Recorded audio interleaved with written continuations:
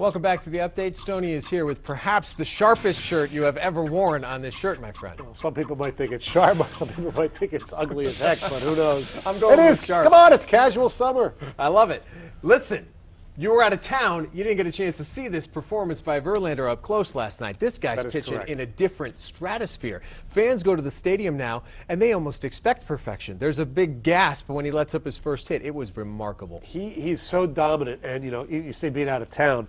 When you watch the highlights on ESPN, he is the big story. He is just getting so much publicity everywhere nationally, and he should be. And people, right now, he is the best pitcher in baseball for this year, no doubt. What do you think has been the key to him taking it up to that next level? Because if there was a criticism, it was that he hadn't become that consistent stud ace. Every time you handed him the ball, you knew you were going to get a win. I think maturity, and somebody got into his head and said, you don't have to throw 100 all the time. You can, still throw it 98 in the ninth inning, which is incredible. Eighth inning, what he did last night. But it's amazing. I think he's just gotten smarter. He's gotten more pitches, and when he's on, all his pitches are unhittable, because when you have 4 pitches that are going right now, the hitters have no clue. They're just guessing. And what's great about him is that after the game, when talked about his performance, he's still so quick to credit his teammates, most notably Avila. And I love the little Twitter campaign he has to get Avila into the All-Star game, which is really much deserved. What he's been able to do behind the plate and what he's been able to do at the dish has been remarkable this year. Yeah, they actually won a game without him today.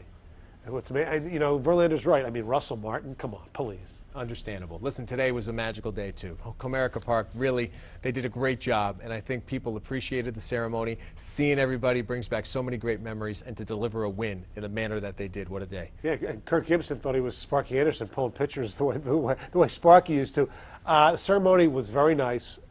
I'm glad Mr. Ilitch was there. I still believe it was a disgrace that it wasn't done while Sparky was alive. But enough on that. It was well done and well deserved, and it was a great baseball day for everybody in Detroit. There was a lot going on this week. Yesterday I had a chance to meet the new Pistons, and I think that most people in town are pretty excited. You wanted Kemba Walker, and basically what you got was Kemba Walker 2 years earlier.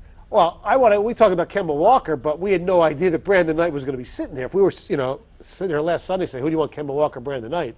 It'd be Brandon Knight. I mean, so here's a guy, he's a few inches taller, he's younger, and I think he has a chance. I'm not saying he's definitely going to be it. He's got a chance to be a superstar because he's quick, he's smart, he can shoot, and the most important thing, Tom, he's not afraid of the big money situations. You saw it twice in the NCAA tournament against Princeton and against Ohio State.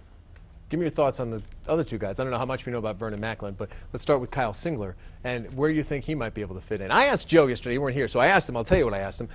Would you have passed up on somebody who may have had more basketball talent to go after one of these guys? And he was quick to shut me down, said, listen, these guys not only are good people, they're good basketball players. We would have taken them.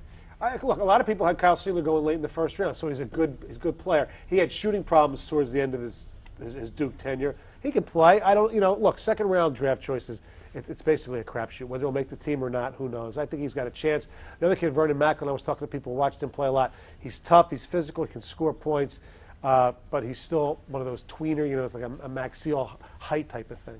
We're to that time where it's Stonehead of the Week time, and there's a couple nominees this week. Yeah, there is. There's the Housewives of Orange County for, at the NHL Awards, when they tried to give the award to Martin St. Louis, they said this. The Lady Bing Memorial Trophy goes to, let's see,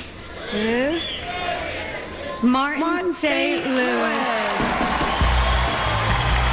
But I got to give the Stonehead to Jim Riggleman, the former manager of the Washington Nationals. Your team's doing great, better than anyone expected without Steven Strasburg, and you're complaining that you didn't get your extension you wanted, so you walk out on your team in the middle of an 11 out of 12 streak. So basically, it's not about the team, Jim Riggleman. It's about you. I thought there was no I in team. There's obviously no team in Riggleman, you Stonehead. The only good news for a Mets fan whose team is coming into town this week is that Davey Johnson is now once again a manager. Good memories of Davey Johnson, special place in my heart. I don't know who I'm going to be rooting for this week, though. It'll be a strange week. That's Mike Stone, every Sunday right here on The Update. You can hear him Monday to Friday on 97.1 at 6 a.m. Stay with us. We'll be back on the other side of the break.